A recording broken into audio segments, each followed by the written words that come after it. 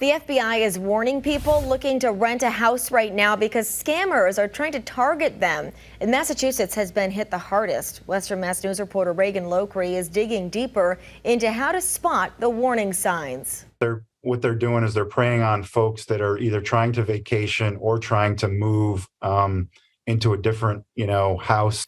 Western Mass News speaking with the Federal Bureau of Investigation Assistant Special Agent in Charge, Matthew Giacobbe out of Boston, about rental scams on the rise, including fake postings on popular real estate sites such as Zillow, Craigslist, or Facebook Marketplace. I think what they're doing is they're using, say Zillow or any of those websites where people might post rentals and houses for sale, and then recycling, so to speak. So if they may not be for rent or for sale at that moment, but chances are, because of the way Zillow and those websites work, there's still a footprint with pictures, etc., that folks can easily access. Nationwide, in 2021, over 11,000 people reported losing over $350 million due to these types of scams, which is a 64% increase from the previous year.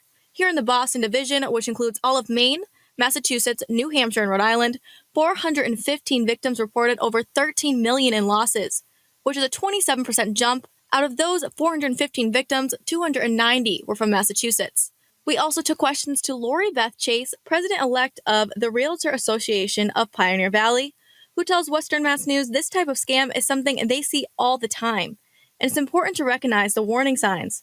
And if it seems too good to be true, it probably is. So they take our wording, they might tweak it a little bit to make it as a rental, but the pictures, everything. So often, we'll see a $400,000 house and you can rent it for $700.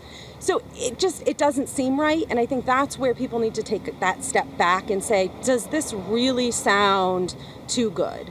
Chase advises prospective renters to cross-reference all listings. The Registry of Deeds, it's a public site, it's a powerful site.